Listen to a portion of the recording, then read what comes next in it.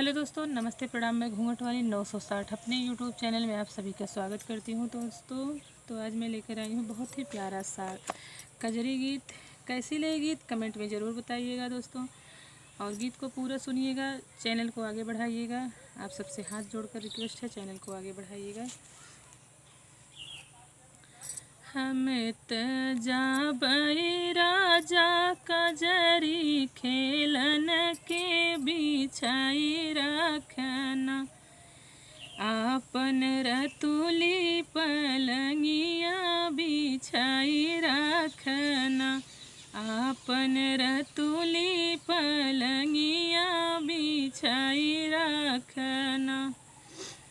कजरी खेलत बीतिया धी की रतिया की भेजी दी है ना, साहेब दुई ठे सिपहिया की भेजी दी है ना, साहेब दुई ठे सिपहिया हो भेजी दी है ना।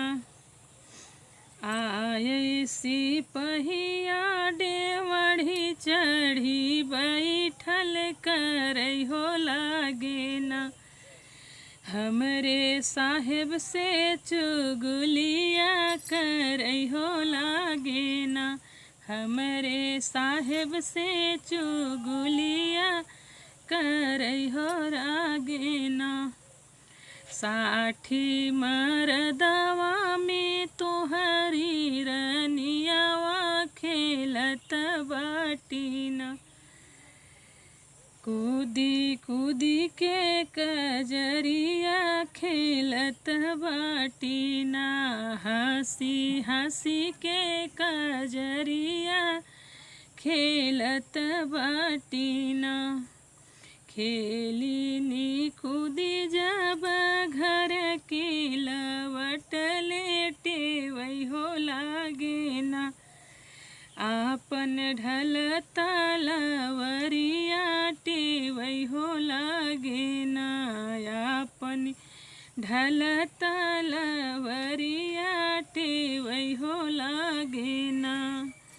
गुड़िया खेलत रही लहुरी नदिया करई हो लागी ना, अपने भैया से जब बवा करई हो लागी ना, अपने भैया से जब बवा करई हो लागी ना।